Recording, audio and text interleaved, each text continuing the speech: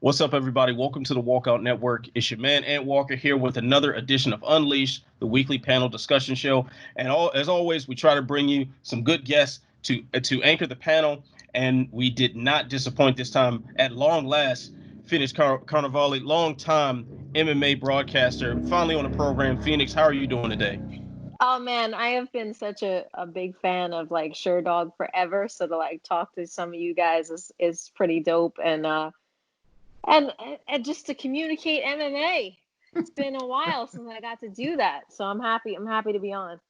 Definitely appreciate your presence, and we're going to have a good time today. So, of course, you all know him as a senior editor of Sherlock.com. He's the jack of all trades that has mastered them all, Mr. Ben Duffy. Ben, how are you doing, my man?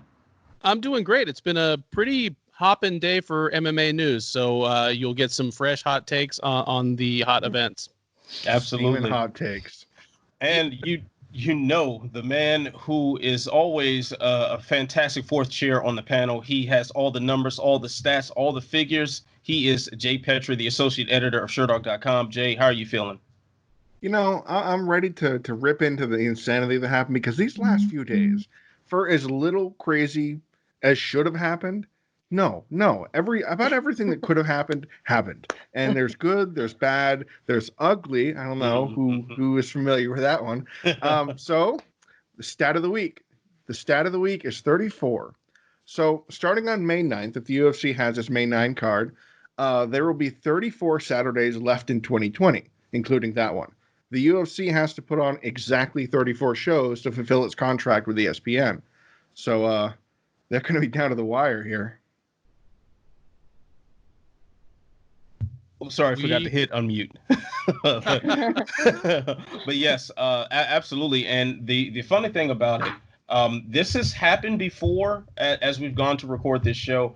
It almost feels like everything just sort of crumbles the moment the outline is made for the show. And today is probably been the most dramatic of all of those cases. I mean, since we made this outline, well, I should say, Jay, since you made this outline and we had kind of preliminary discussions of how this was going to flow today, we've seen a mass cancellation of events. We've had the reemergence of BJ Penn in the headlines. We've had a variety of just puzzling behavior, but at the same time, a lot of this is actually supposed to happen, and that's kind of the way I want to I guess talk about this, man. So we'll just jump into what was supposed to be our first topic here. The UFC proposing a stacked May 9th card with 3 title fights and 1 potential destination floated has been Florida, which has made sporting events essential services, as we've seen with the WWE, in a blatant case of political corruption that's just comical at this point. But now the question was, will it go on as planned?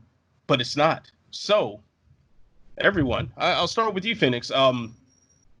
Is this the right call? Should this event not be going on? I say it shouldn't happen. There's a couple of reasons. If it was going to happen, I would hope that it would be Vegas instead of Florida for a number of reasons. One being that, Florida and the commissions there aren't really the greatest. I fought an amateur fight in Florida, and the ring was like up against the wall.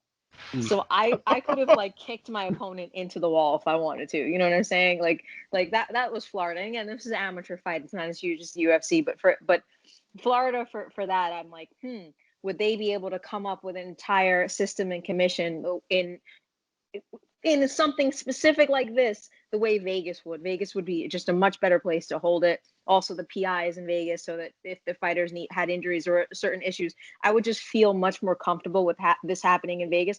Also, you're the stats and numbers guy. Florida has 20,000 cases or 2,800 cases and 800 deaths with the coronavirus, and has the biggest population of elderly in all of the U.S. I don't know if I'm making that up because I feel like Florida is the elderly place, or if that's actually a true thing.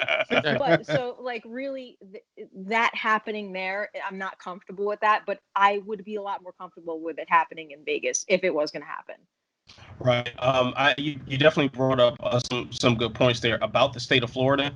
Florida has done a pretty piss poor job of trying to have some sort of actual action involved in containing the spread of COVID-19. We Yeah. did joke around on this show a couple of weeks back where there were some pastors that were insisting on going through with services and fines were issued and whatnot. But interestingly enough, I mean, we just saw this weekend viral images of Jacksonville having packed beaches. They Oh decided the yeah. beaches should have been open, and the beaches were literally packed. Yep. So now, when I look at this whole thing, the biggest headline to me today was not the cancellation of the next, I believe, 4 events on the UFC schedule. The biggest headline to me, Lyman Good, Yeah. UFC fighter who was Yeah. originally scheduled for UFC Surprise. 249, said that he withdrew because he came down with COVID-19 along with his Mhm. girlfriend. He took all the measures that were necessary for him as far as self-quarantining, pulled himself off the card and kept it quiet until his recovery was complete. And I can understand that from a PR sense, but I mean, isn't this exactly why we were having reservations about any events moving forward in this climate? Sure, It and really just to add to is. that, so what if a cameraman gets it? What if it's not one of the fighters? What Yeah. if it's somebody who's not in phenomenal shape like a Lyman Good? You know what I mean? Like it's just such a scary situation. And trust me, like I'm dying for sports right now. Like ESPN is showing babies throwing bottles. Like there's not, you know what I'm saying? Like there's nothing to watch, but it does scare me. We look at situations like Amanda Nunes just saying, hey, I'm not fighting on the ninth. Yep. I don't I'm not comfortable with it. I want a full camp. How are people even training for this in the first place? I'm lifting my dog, a 40-pound dog, to do squats with. Like it just seems ludicrous to me. And yeah, I don't know. Yeah. Jay, yeah, it sounds It's like you got something to say here. Well, I mean, yeah, the Florida situation alone is the numbers are going up. There's no plateauing in sight. The measures and you also all the buzzwords, social distancing, blah blah blah. Well, that's not really being maintained and managed in a decent fashion. I have friends and family in Orlando, in Tampa, in Sarasota, in Cape Coral, in Lauderdale. And point being is it's not it's everyone notices, oh my god, the beaches are open now. Like, time out, the beaches are open now. We're in full-blown pandemic mode here. The numbers are not slowing down, and we're rocking and rolling.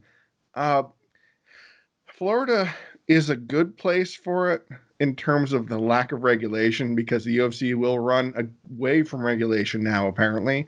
So this is kind of what they want to do to get and slide in, oh, we got a card and let's do it and rock and roll. And they can get away with that. And that's the word. That's almost the word. They can get away with it. Because if other states are saying, no, hell no, we're not going to do it. We don't want to have anything to do with it. You get out of California, you get off my lawn. Don't want it in the Apex, don't want it in New York.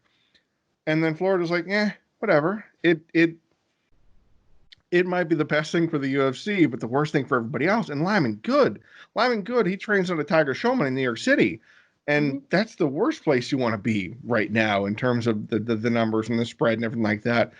And you have to imagine, just I bring this up a lot on the show, that there's a lot of questions that can come from this.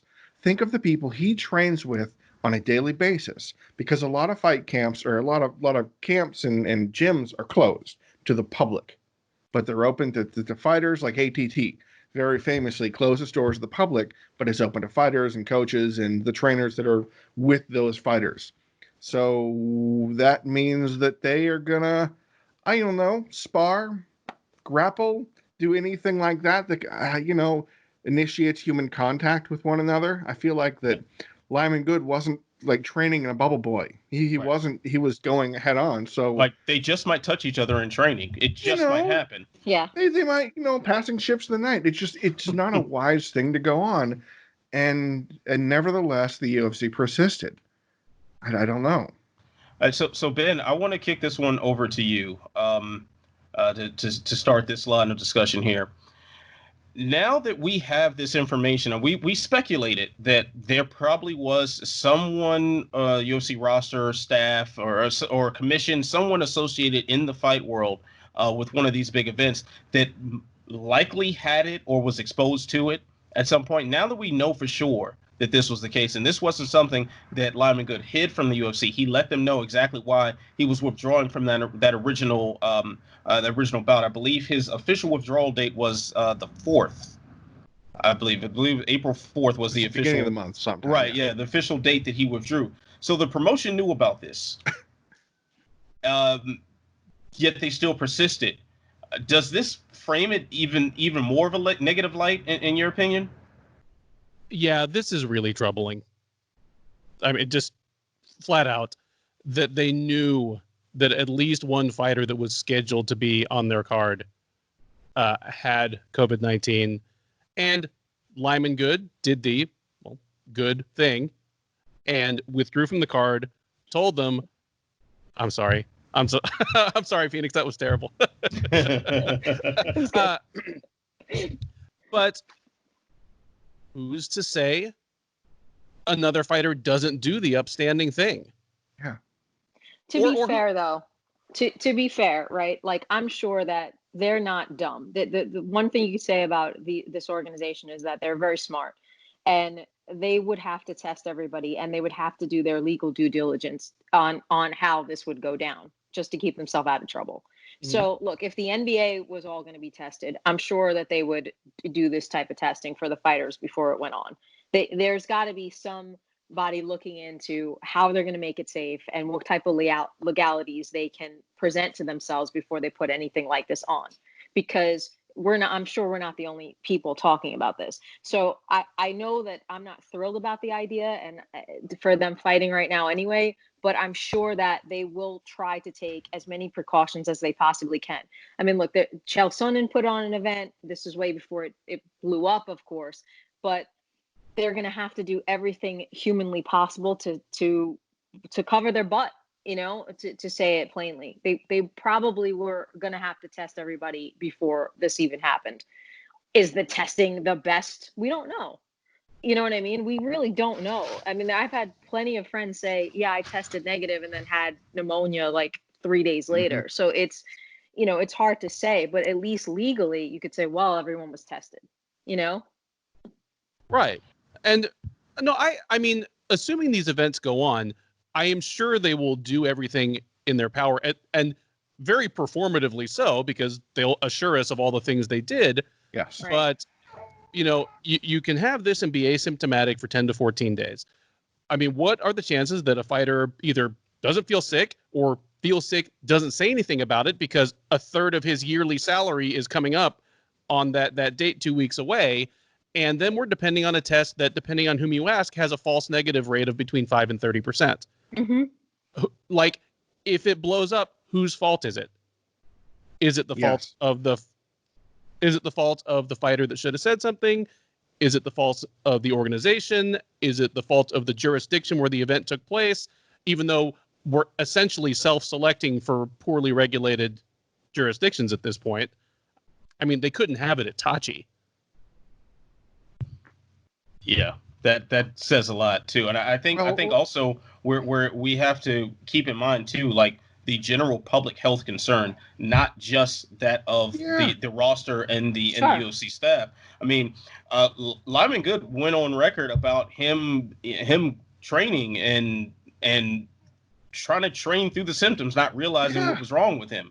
How many of those sparring sessions, presented opportunities to pass a very contagious disease. I'd like to think that. I shouldn't say I like to think.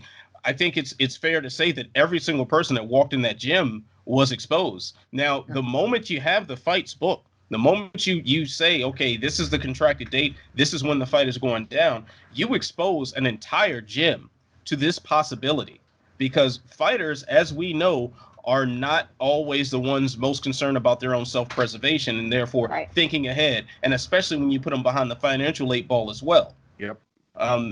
So to have all the guys in the gym with Lyman Good, not just the Shane Burgos of the world who are also members of the UFC roster, but that guy who fights on CES, and is Lyman's good sparring partner. What about him? What about that guy's family? It just balloons into a whole mess that is quite frankly, very avoidable. Right. Yeah. There was a really telling thing. We've talked about this in the show before. In Thailand, the Muay Thai event. I don't remember the stadium exactly, but where at the very beginning of it, 70 people tested positive, like right out of the gate. Why did they test positive? The announcer had COVID-19. You know what the announcer did during the show? He shook everybody's hand and patted them on the shoulder and had the microphone in their face and was touching them. Not in weird ways, but he was, he was in contact with all these people, and you know what happened? They all got it. So it's not at this point in the stage when you can look at the Johns Hopkins numbers and go, oh my God, the map is turning into, just one big glowing blob, that becoming alarmist isn't unusual or problematic anymore. And I had hoped that better safe than sorry would happen. Now, there's something I want to ask you guys, in addition to if Tony Ferguson had COVID, you think he'd actually say something? I love Tony. I'm not putting him on blast, but I mean a Tony Ferguson type would go, oh, yeah, I shouldn't fight. I have coronavirus. I don't know. But the thought of the UFC has said it will be canceling these 4 events. However, it will be canceling the first 2, the one on the 25th and the one on May 2nd. Those are done. Those are off the table. Bye. But the ones on May 9th, the one on May 16th in Sao Paulo, the 250 card, and the San Diego card with Poirier Hooker are not canceled. They are no longer to be taking place in the venue they initially scheduled them. Like, the UFC was very careful to put that language together to say, well, these are canceled, but these are not going on as originally scheduled.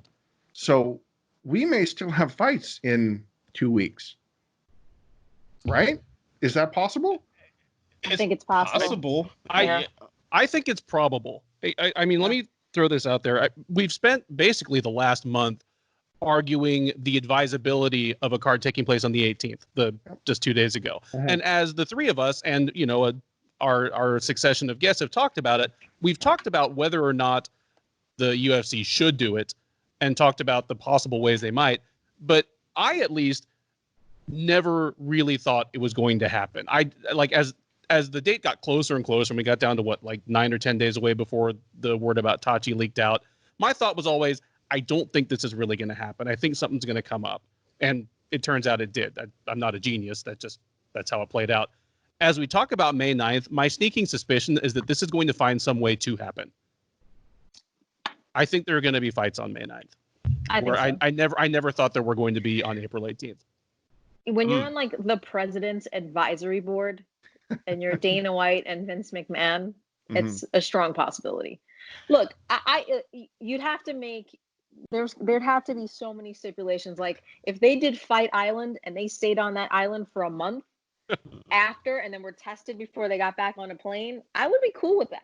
The whole Enter the Dragon Fight Island thing, I'm cool with. If that island is set up with hospitals, because the idea of taking resources away from people who greatly need it right now, especially in this time, really bothers me. But you go on that island and you're quarantined for 14 days after you fight and you get a clear bill of health and you get back on a plane, I'm at least a little bit more comfortable with it being slightly more responsible. Slightly. Because responsible is not the right word. You know what I'm saying? If it's Fiji, the fighters will probably be okay with it. Like, Valentina Shevchenko was very, very vocal the other day saying, yes, sign me up. I'm good. I got to fix my knee or whatever. I'm healing up, and I'll be good in June. Let's go to the island. I'll go and hang out in John Jones. I don't know why she brought him up, but that was part of it. So you're saying that the UFC is so preoccupied with whether or not they could, they didn't stop to think if they should. I mean, yeah, I think they have thought about it, but I think that there's an extreme level of and I'm gonna use positive language here. Good imagination, strong desire to fulfill the ESPN contract, which I'm sure ESPN will give them a pass. There are credit card companies right now that are saying, okay, you don't have to pay us till September. So I'm sure ESPN would be like, all right, cool. But they're hurting right now. They lost about 140 live events. They are hurting. We're gonna see a dad and a kid in the backyard playing catch. It's gonna be battleship tournaments because there's nothing going on. But I mean, to your point, is it the most responsible thing to do? Everybody else is canceled. Bellator, PFL now, but they want to do it. They want to get it done. All right, so before because we're definitely going to touch on the PFL season being postponed, because that is major news. But you brought up First Fight Island, and I think it's important that we talk about that. And now with the very specific wording in the announcement that these events were going to be canceled or postponed or moved or whatever the case may be. We also had some activity as far as the promotion registering trademarks for the words Fight Island. Wow, what a time to be alive. But you know, now does Fight Island seem more real now than it did when this concept was first seemingly blurted out to Brett Okamoto a few weeks ago? You guys are going to have to buy me a Hawaiian shirt that has Fight Island on it. There's no question. This has to happen before the end of it. I will wear it, begrudging or proudly. I'll figure it out later. But if and when, work with me here, this happens, I mean, filing trademarks, those are pretty easy. They aren't costly, time consuming. Sometimes they're just preventative measures so somebody else doesn't scoop in and go, oh yeah, Fight Island, I'm going to do that too. So it isn't a sure thing, but if and when this happens, they have to go big. The UFC has to plaster it all over. Well, they can't really put it on billboards because no one's driving, but T-shirts and ESPN, no one's watching that either. The internet, they can put it on the internet. They can put it around and spread it around. Go UFC Fight Island, like you can picture it in your mind's eye. The welcome to Fight Island, like them hiring like a Ricardo Montalban impersonator, getting like Peter Dinklage to reprise his role as Hervé Villechaize and Suplan and just go all the way. You have to go crazy. You are renting a private island to put on fights for international fighters so they don't have to get visas.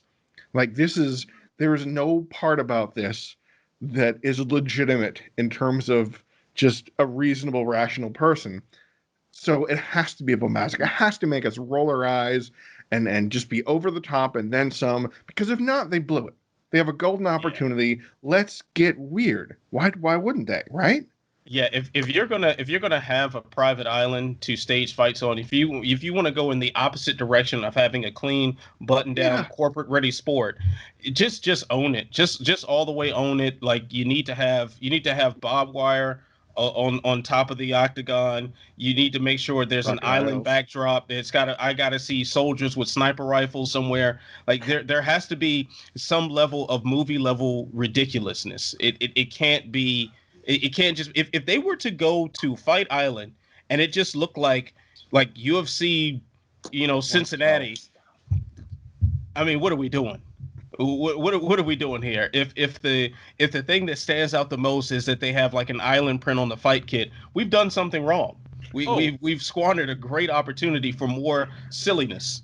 If they drop the ball to that extent, I think KSW should challenge them at least over the international trademarks. Yeah. Because KSW would do that fucking correct. Poland is not landlocked. They have got some islands off that North Shore that they would do this properly. There would be a tank.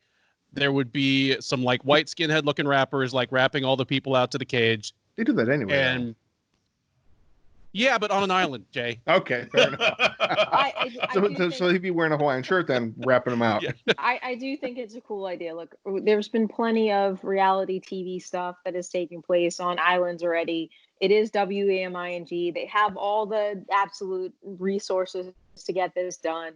I do actually think it's a good idea. But the truth is, fans don't care where things happen as long as they happen, because I worked with Karate Combat and it was like they were doing all of these exotic locations and spending all this money. It's really just the scenic 10 seconds before the fight starts. Yep. After that, nobody cares. They just want to watch the fights. So if they're doing anything in Fight Island, they've got to have some type of crazy training protocol. They've got to milk it for all the production value of what they can get out of it.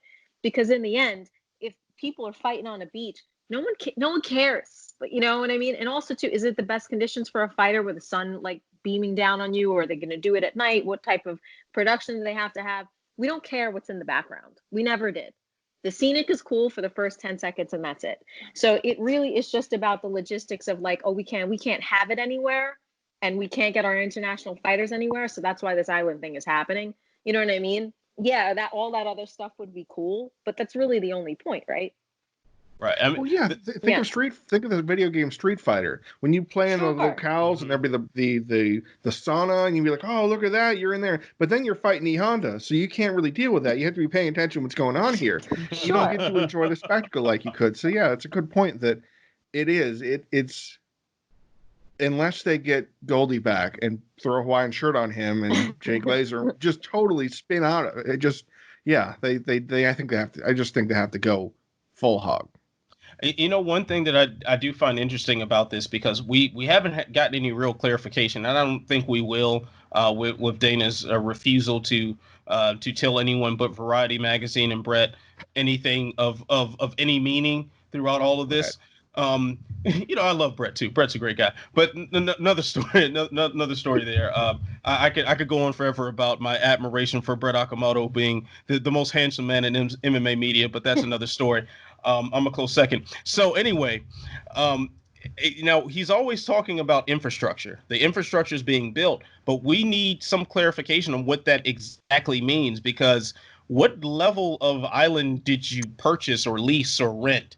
Is this a Right. place that, I mean, you're talking about infrastructure like a landing strip for the plane? Or are you talking about infrastructure as in some sort of you know, medical facility? Are we talking about infrastructure into the barest of minimums when you're talking about like plumbing and electricity, things that like derailed Firefest? So that's what we have to wonder. What are they doing here? And you're talking about such a short time frame where they want this to happen.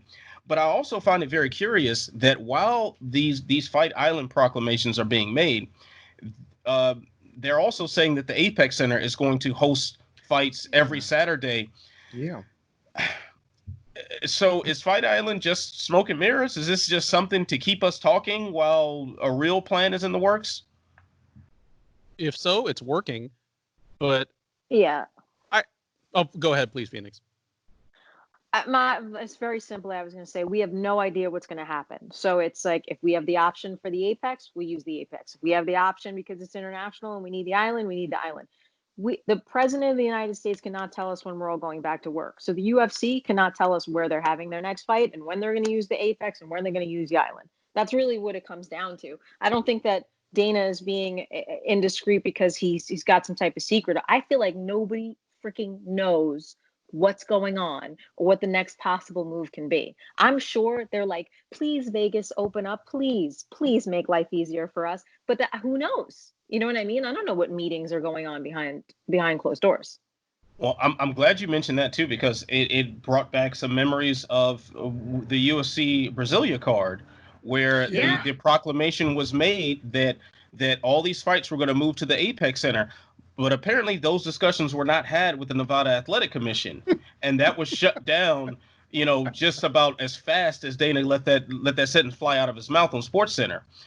So are we about to see history repeat itself? I mean, that's a genuine question that I think we need to ask. And Phoenix, I mean, we, like you said, we just don't know. So I think if you are a betting man or woman, obviously Vegas is shut down right now, so I don't know where you're going to get those bets in.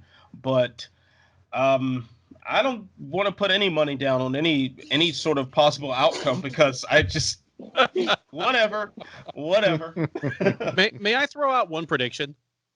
I think as you know, Dana threw out the idea of Fight Island and people kind of picked it up and ran with it. I think a lot of people are probably picturing a completely uninhabited like atoll somewhere in the ocean that the UFC is just going to land on and build where nothing was before. I don't think that's the form this island thing is going to take. I think it's going to be part of an already inhabited and developed island where they are going to be able to build a facility that has international availability to and from, that is not constrained by like the normal airport, so that they could do this before the quarantine is really completely over without running people through like a country or a territory's main airport. But this is not going to be some previously uninhabited island. Well, that's Yeah. the recent rumors that are going around. I mean, they're still rumors. In Middle Easy, they sling whatever they want because they can, but that the infrastructure is the island is in Fiji and it's part of Tony Robbins' area. Hmm. So the Hmm. facilities exist, medical facilities, lodging, Well, transportation in and out. So that kind of thing, I think, is what they're looking for, is the ability it, to just plop a it just cage down and just use Tony Robbins and put Henry Cejudo in a white suit and let them greet people to the island. so I was also I, hearing rumors that like Eddie Murphy's Island or yeah, something was a possibility too, and he's a WME guy. WME client. So whatever. I mean, at this point, I'm amazed at the twists and turns it takes to be a member of MMA media. Like all the different topics that we have to be at least somewhat versed on. In my time in MMA media, I've learned more than I needed to know about PEDs, about like bank robberies, about DUI cases, about breast implants, about animal cruelty, about racism, about all sorts of things that I just came here to talk about fights. But anyway, let's let's move on here. that was Um, so awesome, by the way. Just I gotta give you that. That was so awesome. hey, it's just what a strange world we live in. Shout out to Um, Lee Murray. oh my goodness, man. So all right, now the other major news, of course, the Professional Fighters League announced that they were officially postponing their upcoming season. But here's the kicker. Now we're not surprised by that, considering every other major sporting entity has decided to hold operations. The most amazing thing, as far as MMA is concerned, is that the PFL is paying all of their fighters a stipend. So, if PFL can do it, No, they are paying all of Well, their remaining fighters a stipend after dismissing a lot of their roster. yeah. Hmm. Unfortunately, the news is to sidecar what Duffy says. Yeah, it was MMA Brazil first reported that yeah, PFL may be not having 72 members on the roster in a day or two. It sounds like maybe more like 20, 25 They're gonna champs and names. right, okay, so which is taking care of the biggest names that they have. Rory. right, Yeah. which is, I mean, that is still, I mean, an impressive move considering that they will have zero revenue coming in. Yep. And whatever they do pay out presumably has to be justified to their investors. So it's still something, and it's still cool. Yeah, it's definitely cool. I mean, the thing that they kind of beyond the fact that yes, we like to see some level of generosity and concern for the men and women that are really relying on these paychecks to get through. Um, I was actually taken by the contrast in what we've heard about PFL over the past year or so to what we're seeing now. So, past year or so, there were a lot of strong rumors that organization was very close to folding, and then that they were in dire financial trouble. Since then, though, they've made a big signing in Roy McDonald. Definitely bet the farm on him to bring in some cash flow, and now to see some sort of payout when events are shutting. Definitely thinking, did they have an influx of investor capital? Did they is the season going to return with some serious scale backs as far as production values or anything like where are these concessions going to be made here? I was there in December on New Year's Eve. I was at the PFL event, and when I talked to Ray Sefo, he said that they were doing some type of partnering with international companies, which is why they were going to bring in a much more international fighters. Did that mean that there were investors, that there was going to be more big money? The fact that Mike Tyson was there, I was like, okay, that PFL is really trying to get themselves in a good position. It looks like they're moving forward professionally. It looks like they're in a good place. That was the impression that I got New Year's Eve. All right, so I mean, definitely, I'm very curious as to seeing what PFL is going to return looking like now. Mm. If those financial concerns that we heard about were warranted, I mean, could this be the end of the PFL as we know it? I mean, look at XFL. XFL had a not a similar situation because this was their first year, but XFL, the the Vince McMahon run football league that tried to compete against the NFL. Had to postpone its events and shuttered its services and suspended all operations and cut its roster and cut its staff, and it's dead. It's gone. It's all the way toast. For what? How long was it around? Like 2 months. I think I actually watched the game. Probably not a game, but watched about 15 minutes of a game when I was down in Houston, covering 247. It was on the TV screen. So PFL. This is not. I've talked about this, and I've never wanted to be the doomsayer for an organization, but there is nothing good that can come from losing a whole year of fights for PFL. I understand. And there's a question, and I'm sure that Ray Sefo and I forget the new head of the company are watching this broadcast to answer this for me. But how are you going to continue next year?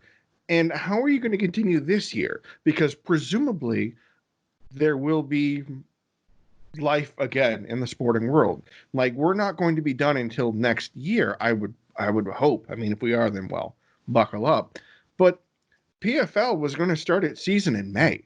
This next season, May 21st, was the first event. So unless they change drastically, fighters are going to be on hold for a year and a month. That they won't be able to do anything. The ones that are stuck on their PFL contract, they'll make whatever. I don't want to say pittance because I don't know the money, but you look at the numbers and it can't be a crazy amount, especially for some of these fighters, especially compared to what they could be making.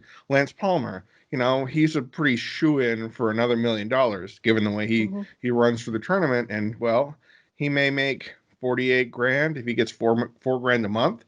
It's a big difference. But these fighters are going to be on the shelf. Why wouldn't the PFL say, okay, we might not be able to do a whole season. Why don't we do an abbreviated one for an eight fighter tournament, or instead of a 16 or 12 or whatever? Or how about you run events? When October rolls around and fighters are bored and training with other fighters, presumably, why don't you just put on a PFL Daytona card? I mean, canceling the season doesn't mean you have to suspend all events, PFL. I feel like there's fighters in the roster, fighters are going to be training, fighters are going to want to fight. Why don't they fight in 4 months, 6 months, 3 months, whenever we're back online? Well, the thing is, I think these plans can change, given the situation. Yeah, so I imagine it to be just a holding pattern, to just say, okay, for obvious reasons, we can't, go ahead and put on a show at the Hulu Theater and Madison Square Garden. We can't do that right now, so we're just going to sit tight. In the meantime, let's take care of the few names that we know for sure we want to keep around. We'll keep them from signing with anyone else right now, and we'll figure out the rest when it's time to get back to society. And that's as decent of a plan as I think you can come up with given the circumstances. If you are PFL, are you that concerned if a random guy named Magomed is not available next season, but you kept Roy McDonald? It sounds like a pretty fair trade-off, and then you can get back however you see fit. I mean, this was the same the same organization that did operate as World Series of Fighting. They've got plenty of experience as far as running one-off events, so they could always just return in that way with some of those names until the next season is revved up and they're staffed up and ready to go. So I just think this is a good way to keep the options open. Make sure that you keep the guys you want. You keep you keep the lights on, and when it's time to start up again, you figure it out from there. As good a plan as any, I'd say. All right, so let's go ahead and move along here. As always, one Tony Ferguson does not disappoint. I feel weird still saying the former interim lightweight champion, considering that he never lost that belt in competition, but I digress. Tony Ferguson, top contender, UFC belt holder, made weight. So on April 17th, Tony Ferguson stepped on the scale, and that scale said 155. He made championship weight presumably in his kitchen. So why? Who's going first? Who's tackling this one first? Am I going first? So I saw this meme on MMA Twitter the other day, and it said something along the lines of that Tony Ferguson's the type of guy to make weight even though he's fighting in 3 weeks to own Khabib. So essentially, it's some sort of a mind game to mess with Khabib. Be like, what? You don't want to do your thing, and I'm making weight, but come on, man. I know Tony. Tony is a unique individual, so he dances to the beat of his own drum. But and these are sure not normal times. But what the hell happens if he gets sick? Well, he's cutting weight, exposed to all these different things, and he gets sick. I mean, Justin Gaethje almost laughed at him when Tony said, "I made weight. Why don't you make weight?" And he's just like, "Why?" The only potential logical reason, besides the Tony Ferguson reason, is maybe the UFC said to him, if you make weight, you get show and win money, because sometimes the UFC does that if fights are scratched, that they have to weigh in. But this was a week before, so that isn't possible. The best explanation is Tony Ferguson. I have one that's, I'm trying to be logical, right? Like from a sports science perspective, if he was trying to cut down and using new methods, new nutrition, especially like everything that was going on, that's a strong possibility. Mm-hmm. You know, I'm working with a new nutritionist. I want to see where my weight would be by this time, this day. Can I follow this in the next 3 weeks? That's a strong possibility, because if fighters, we always do like experimental weight cuts just to kind of see like, okay, if I'm water loading, how much do I need to drive by that particular day? It is subjective because the human body can change for any particular reason. The other reason I was thinking of is that I've worked with psychologists for a lot of different reasons. I used to work with the NYPD, and when I was working with the NYPD, we used to talk about like certain types of personality types. And this is not to go with Tony's other issues. This has nothing to do with that, and no knock on him. But the psychologists are basically saying that lots of people in sports have obsessive compulsive disorders. So it's important for them to have rituals and routines and to stay on target, and that could be a big part of it as well. Like right now, we're all going crazy in quarantine and things like that, and having rituals and routines is really helpful for us. So, you know, the disappointment of not fighting when you've been training for something in particular, there's just a schedule and a mindset that your brain goes on. So yeah, part of it might have been sports science. Part of it might have been flexing on Khabib. And, you know, another part of it might just be like this compulsiveness to follow through with an activity. It could have been any of those three or all of them. Yeah, Tony decides to cope with quarantine by cutting weight. I'm coping by this big bottle of Jim Beam that I got in my kitchen. I mean, other than that, maybe he was trying to leg lock the virus. I don't know. Ben, do you have any takes on what would possess Tony Ferguson to continue to cut weight despite no fights going on? I was all ready to just swoop in here and like destroy both Phoenix and Jay for trying to ascribe any rational human motives to something that Tony Ferguson has done. But I can't. Phoenix just made too damn much sense there. All the jokes aside, he is clearly an extremely driven individual. Driven to a level that in most occupations would make him just flat out nuts. And even in his chosen occupation, makes him stand out for being, I like the word you used, possessed. He works out and conducts himself like a guy that's got some demons back there that generally drive him to greatness, you know, and other times have driven him to alarming behaviors. But I really think she nailed it on the head. We are all stuck. I mean, John Jones a couple weeks ago got drunk and drove to a strip club that he knew was going to be closed. I guess it was just a familiar drive. It was autopilot. It was muscle memory. Yeah. I have fallen into a pattern of like sleeping 12 hours a day where I used to get by on about 7. And the only reason I haven't put on like 20 pounds is because I'm also like barely eating and have almost stopped drinking alcohol entirely. Like I got up today at the crack of noon and said, I need to start taking a walk or something. So we are all doing what we need to do to achieve, well, I won't even say normal because these are not normal times, but to achieve some kind of equilibrium, some sort of personal schedule or pattern that is survivable until the world returns to something more familiar looking. Mm-hmm. So while it's strange to me that he would do that, it's understandable, especially in the light of how Phoenix described it. He's an obsessive guy. I'm sure he literally goes nuts if he can't do the schedule and the regimen that he's used to. So if weighing in at 155 pounds for no apparent reason is, what keeps his soul inside his body, then I'll make jokes, but they will be good-natured jokes because, good on him for doing what he needs to do. We're all doing it. My major concern is that he is scheduled to fight in 3 weeks. Like, I don't know how he'll change his everything preparing into it, knowing he's already on weight 3 weeks before the fight.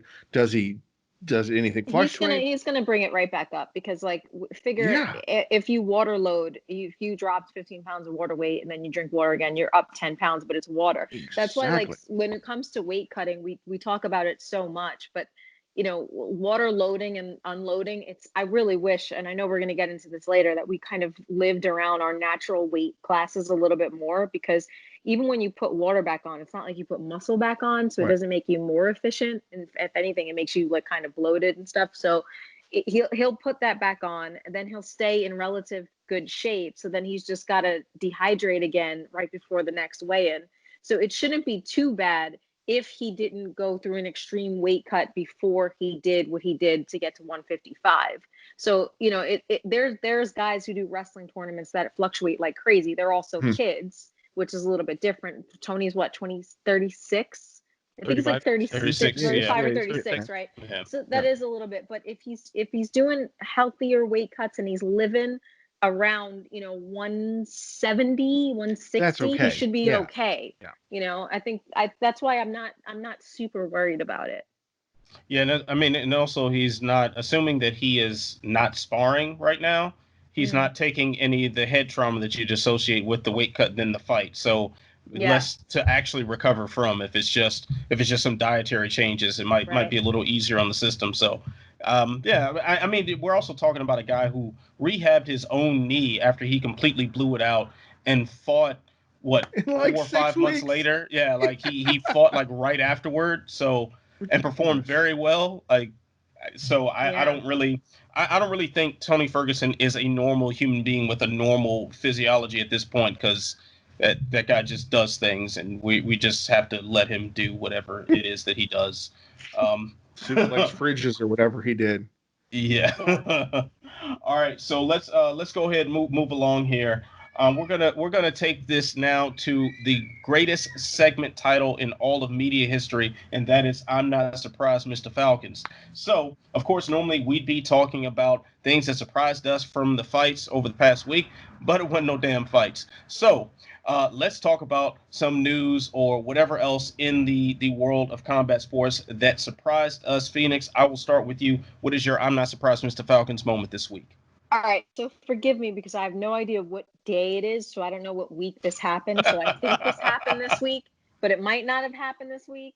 But the whole situation with Anthony Smith and that break-in was crazy. And then the back and forth with him and John Jones was also crazy, because I think the initial thing that John said to him was similar to this Key and Peele skit. Do you guys ever watch Key and Peele? There's this skit where they're texting back and forth, and one of them is saying stuff and the other one is taking it like the wrong way until they're about to kill each other. So I think initially John wrote something and then Anthony took it the wrong way. So what it seemed like was John was like, "I'm glad everybody's okay. If that dude would have came to my house, I would have killed him."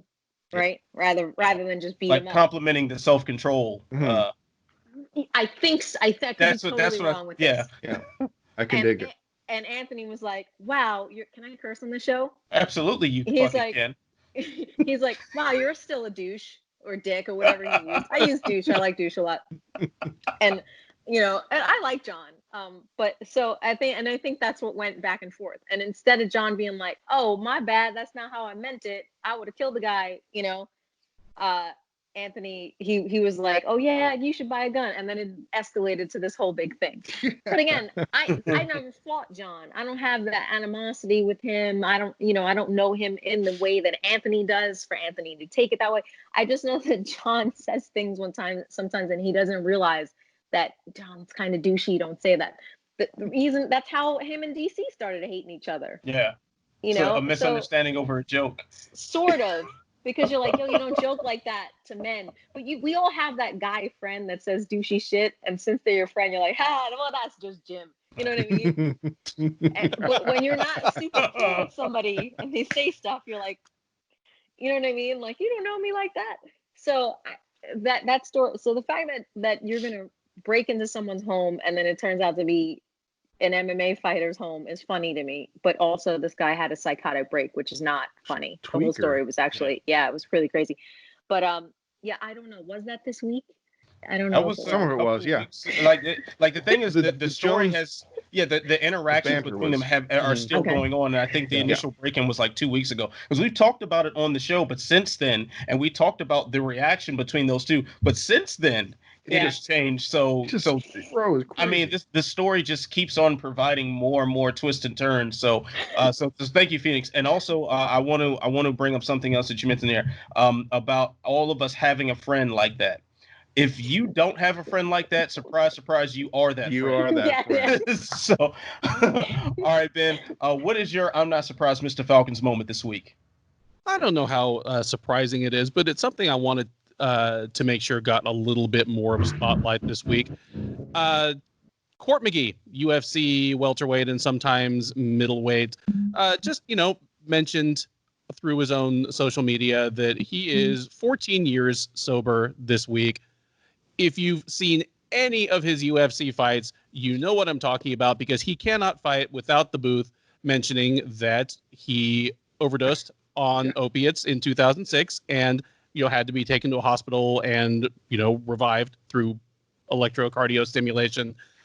I've never been comfortable with the UFC using that as kind of part of his narrative. You remember how they used to throw out the 3 keys to the octagon? Oh, yeah. It's almost like this dude died. good wrestling, improved striking, almost died. It felt Declared legally exploitative. dead for 6 minutes or something. Yeah, it felt exploitative for that to just kind of be hung on him as basically something to sell how tough he is. But I'm always here for it if he wants to talk about it. Like my early fan experiences as a mixed martial arts fan, a lot of them were in the Salt Lake City area. That's where he came up. And it was not part of what the booth read out when he was fighting at Ultimate Combat Experience at the Sandy Station Bar and Grill in Sandy, Utah. So I had no idea that this guy that I saw fight sometimes in like 2007, 2008, and even at the time was like, this guy's a next level talent. Like he'll be in the UFC at some point. I had no idea that dude had died like 18 months before I saw him. So it's just kind of a remarkable thing and certainly extremely happy for him. At this point he is on the downslope of his career from a competitive standpoint. I think he's like lost something like 4 in a row or 4 or 5. But nonetheless, he showed himself to be a UFC quality fighter. He spent, 7 or 8 years fighting the very best fighters in the world, winning more than he lost. And on top of all that, a guy who, but for his girlfriend not showing up when she did, I never would have seen fight in the first place. None of us would have, because he would have been dead at age 23. So very happy for him, and to tie it back into a recent news story, it makes me happy that Anthony Smith didn't have to kill that dude, because who knows where that guy will be 10 years from now. I would hate to be defined or judged by the worst mistake I ever made or by the lowest point of my life. So I'm always happy when somebody gets another chance. Court McGee certainly did, and I hope he's proud of what he's made of it. All right. Well, as always, I'm always ill prepared for these shows of growth and maturity on the panel. Jay, what Dang. is your I'm not surprised, Mr. I Falcons gotta moment this follow week? that, Yeah, it's like man. that was too I deep, man. I lost my edge. Give me a second. All right. So this Saturday, let's get out of the fight world for a second. This mega concert was put on around the world, and it was called One World Together at Home. Bunch of big names on it. Oh, Ants, you don't do it. Don't let me break. Elton John and Paul McCartney and Chris Martin for some reason, but I guess he's like the Bob Geldof, so he's part of it, even though no one wants him. So it was put on, it was put on by Global Citizen, which has been running concerts for the past few years. To raise money in the fight against poverty. This year, they put their money to fight against COVID-19 coronavirus. They couldn't put on a show in New York City, so it was online. Raised almost $130 million. That's wonderful. Great, right? I mean, awesome. Good work all around. But we got to talk about MMA in this show. So here's where the MMA portion kind of unnecessarily poked its nose in, just kind of worked its way in. One championship CEO, Chatri Sityodtong, decided to take credit for it. That he did it. He raised the money and won championship. Him and his athletes did it. Oh, by the way, thanks Lady Gaga, thanks Elton John. You guys are cool too. But Edward Foliang, man, you guys, you brought it and you raised this money for us. So one championship has an arrangement sponsorship deal with Global Citizen. They're a sub very very minimal arrangement. One championship's noted contribution was they made this shirt and said like we are something, I don't know, it was some nondescript shirt, and they were donating 100% of the net proceeds, not proceeds, 100% of the net proceeds. So they get their money and then they donate the rest of what they're selling. Okay, fine. But no, Chatri decided, no, this is my show. I did it. It's called the One World Together at Home, right? Well, you know what the one is from, right? One championship. What kind of a sociopath, a megalomaniac, decides, hey, there's a massive charity thing going on, doing that to help people. Let me take credit for it, doing as little as possible, signing a small check and deciding, no, I got this, you guys. I'm the one who rallied one championships together. The billions of fans around the galaxy chipped in together to put this thing going on and make it, because Chatri Sityodtong is the hero of the universe. I'm going to get a call from the lawyers. I don't care, because you brought it on yourself. Why would you post something like that? What is the point And of the self-aggrandized just mention of saying, it's I did it? real quick for those watching the show at home that are not familiar with the story, in their stories about it, they took the name of the event, which was One World Together at Home, and they capitalized and Capitalize it. stylized the word one, Stylize it as so if it looked like their own brand dress. it looked like it was one world together at home. It was everything besides slapping the logo on the damn thing to go, hey, check it out. We are heroes. These are my athletes that did all this good work. Thank you, all these people. Oh yeah, thanks, Elton John. You're pretty cool too. You're okay. Thanks, guys. It's just why. I mean, it's disgusting. I'm tired of talking about it. You know what it is, and I'm going to bring something back that we haven't brought up in the show in a long time. It is straight trash, straight up. I mean, I haven't seen it. I don't even know anything about it. I love one and they're great to me. So I didn't know anything about it. Like my impression of them really has been pretty positive because yeah, I'm a martial arts nerd. So they usually put up really cool and positive stuff about martial arts and how good it is for the community. So from my perspective, I've always been like, oh wow, that guy's great and they're true martial arts people. So I don't know anything about this. Like I'm gonna have to look into it once we get off the call. But from my perspective, I've always seen one kind of like pretty stand up and pretty legit and all martial art, which was not what I'm used to seeing sometimes. So it has been positive from my perspective. So I have to watch this now. You don't want to look at our back catalog of shows then, because we had a couple words about the professionalism, Really? about the the way they've handled themselves to the media, and to the rest of us and to certain people that are on the show. And, Yeah.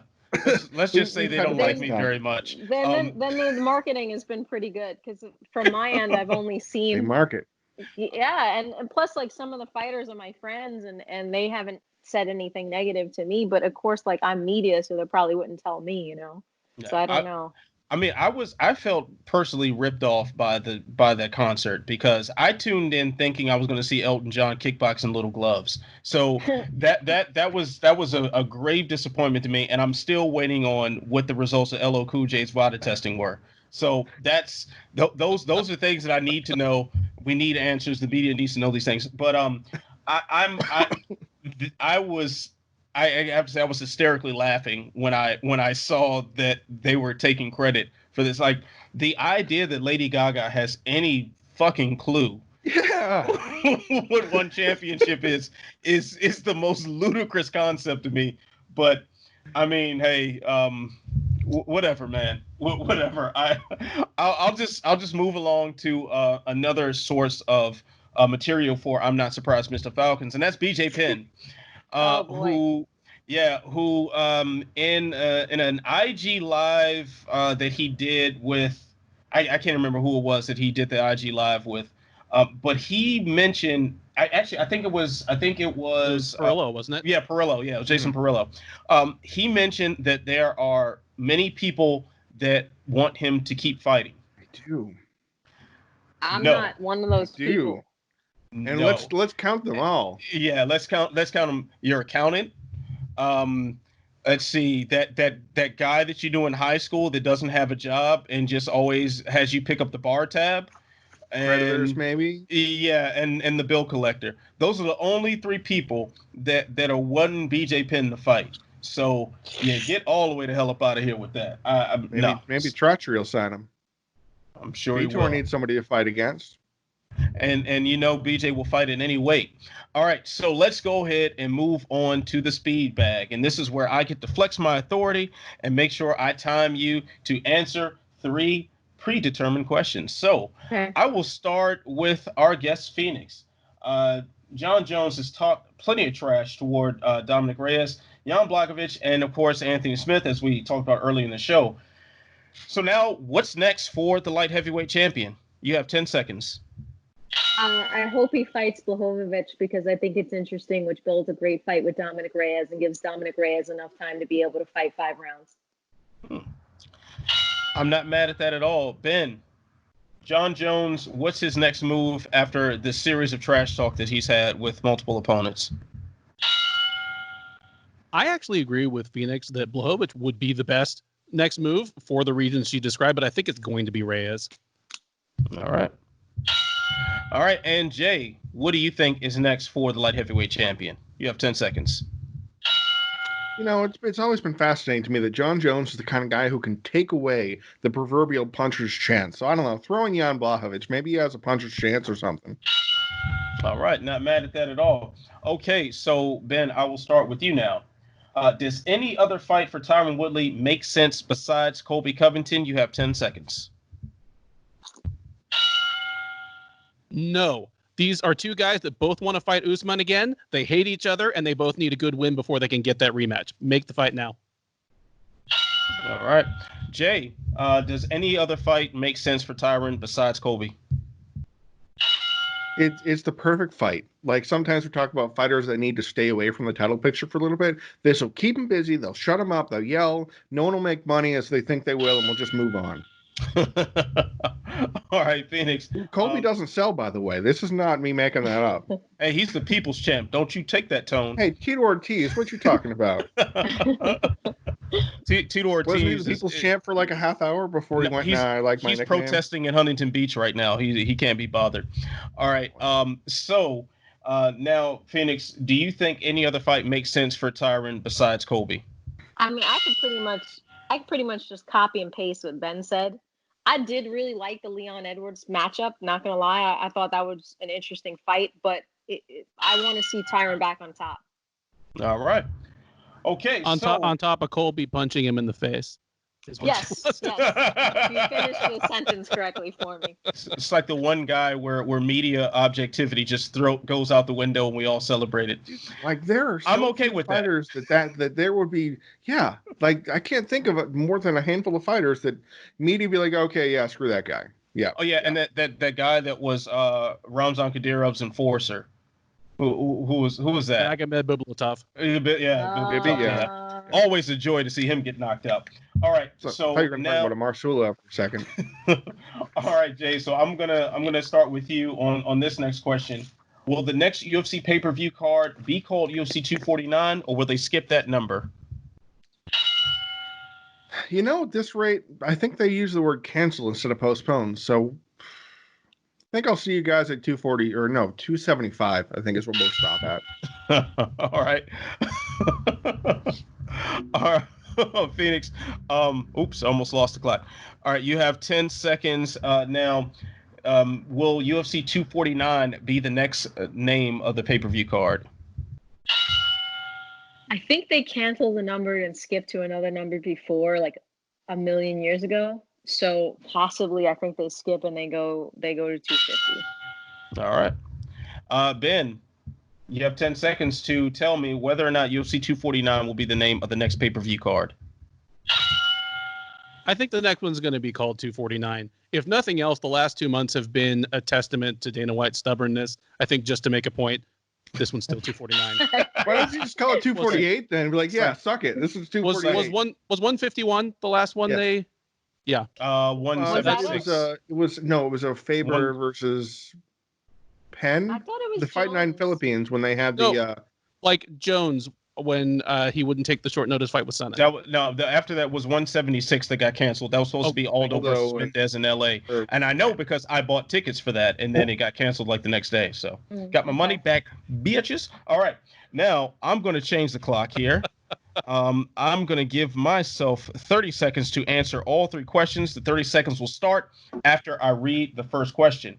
John Jones has talked trash to Dominic Reyes, Jan Blachowicz, and Anthony Smith this week. Who's next for the light heavyweight champ? I think another trip to the strip club or the probation officer will be next. So as far as Tyron Woodley and Colby Covington, I think that fight makes the most sense at this point. I'm kind of tired of them talking trash to each other. As much as I wanted to see it before, I just get it over with. Like I'm done with this shit. Mm-hmm. And will the next UFC pay-per-view card be called 249? No, it will be called 151. So now we're gonna let the buzzer run out, and there it is, 30 seconds. All right. So, all right, we'll wrap things up with a brief mention here. There was a fighters only conference call this week, or this weekend, I should say. Now, interesting thing about it, fighters only, meaning the fighters were not allowed to have any sort of representatives, no managers, no agents, anyone else on the call. Why is that? Control. I mean, that to me, that just screams, I don't want there to be any third party willing to speak up or object to anything we say. I mean, we know fighters are historically quiet in these type of fighter only what do they call it? The fighter summits? That's what they had. When it's basically, I mean, you can name the fighters. You can picture them in your head that actually said something. There are a few of them that are not with the UFC anymore. Well, who knew? I mean, the UFC with these calls, they had one on Friday at like 5:30. I think they had one today, but it was the carbon copy. It was the exact same message they sent out. I mean, the UFC, Dana or whomever was actually giving it, I don't know who was leading the meeting besides Dana, but the UFC has their attention completely. They can say whatever they want, and the fighters will nod their head and go, well, thanks for letting us know. Oh, thank you. And maybe even verbally agree to something without having their team look it over and, we're going to make sure that we do anything like that. While it might not be as nefarious as I'm painting it, they specifically didn't allow these people to check in on this.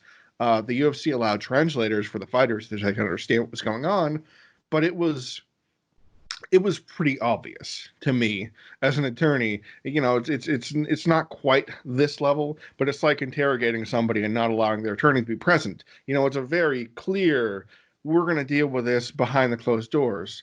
But hey, At least they're not Chatri style, taking credit for someone else's good deeds. Or creating their own agents that represent them. All right. Yeah, 10 years. You have to be 10 years in Asia. Yeah, I'm as much as I was surprised by this, I wasn't. You know, the UFC has done a fantastic job of separating fighters from negotiating power for a long time now. I mean, we saw them cut the entire AKA roster over video game rights. You know, so we've seen these things happen over the years. Just little by little, the power of managers and agents has dwindled, and the individual fighter power has dwindled. But I'll just leave it at this: for all the managers and agents that have been very vocal about their clients not being available to media and whatnot because of all the outrage about UFC 249 and you know how that whole fiasco went down. Like, are you still on the UFC side wholeheartedly? Because they're pushing you out of the picture, you know, and it's all about your client's best interest. So I don't know, just some food for thought. I mean, whose side are you on? That just seems to be a very simple question. I think a lot of the managers should be asking themselves right now. So Ben, anything you want to add to this, or Phoenix? No, I was just making a joke that maybe it was a Zoom call and there was only a certain amount of people that are allowed. It's like the chat windows would be too small to see everybody at that point. But she actually makes a good point almost in reverse, because you're talking about a couple hundred fighters on this call, and how many managers? About 6. You know, like 95% of the fighters in the UFC are managed either by themselves or by about 6 people. You know, like, and that's they carefully averted an opportunity for fighters to kind of look around or listen around and just see how concentrated the power really is. They're like, I mean, what would have been to stop somebody like Ali, who like manages 50 UFC fighters and they all know who they are, from going, wait a minute, are you guys okay with this? I'm not okay with this. So yeah, it was smart, if a bit dastardly of them, to just keep those guys off the call. And obviously they were listening to the call. Yeah. You know, hell, like if it was me, I'd be sitting here talking to you guys and my phone is on speakerphone right here. Right, exactly. My manager. That's what I'm saying. Like, I don't know if it was that much of a nefarious thing when it's like, you're just going to turn around and say, hey, they said this, they said this, they said Fight Island, they said blah, blah, blah, blah, blah. You know what I mean? Like, I don't know. That's why it doesn't make any sense to me for it to be like a complete shutout of managers, where it's not the type of thing that it wasn't any information that wouldn't get told to them anyway. So I don't know. I'm kind of confused about it. I just wonder if it was like, we're not going to spend 45 minutes taking questions after the call from all these different separate managers. We'll deal with you guys individually when there's contracts ready to be signed, rather than answering all these particular questions that have nothing to do with what we're talking about. So we'll just keep it to fighters only. I have to kind of think like that, because it can't be so shady all the time when you're just going to turn around and tell your manager anyway, you know? Yeah, it's fair point. They told media too, so it leaked all over the place. But I'll say to Ben's point, I mean, I've been in the room to see, like, specifically like an Ali power move to say, oh, my fighters aren't participating in open workouts today because whatever arbitrary reason that I heard was milling around the room. Like, we've seen certain moves get taken, so maybe that's a way of cutting that out. But still, that's what happens when you have independent contractors that have their own representation. Maybe make them employees and you don't have to deal with any of this. But so a whole other story for another day. But anyway, before we go on to a tangent that will start another hour and 15-minute long show, we'll just wrap it up right here. So let's once again thank you, Phoenix, for jumping in and bringing your words of wisdom and a much needed level of maturity to the show. Where can the good folks find you? You guys can find me on Instagram and on YouTube. I have a channel called Everything Martial Arts, where we cover more than just MMAs, like fitness, all types of stuff that are martial arts related. So check me out there and on Instagram. Absolutely. All right. So Jay, Ben, you know where to find their work on SureDog.com. Look below and you can see all of our Twitter handles through the magic of post-production. And of course, you're already watching the Walkout Network, so you know where to find me. In addition to SureDog.com and MMA On Point, and my column on My MMA News, which actually I need to write another one, so I got to hit up Kristen, and we'll get that going. We'll get another column out there soon. But like, subscribe, share it, tell a friend to tell a friend, tell that friend to tell 10 more friends. And in the meantime, you know what you got to do. You got to stay beautiful. You got to stay positive. And most of all, you've got to stay sexy. I will see you when I see you. Peace.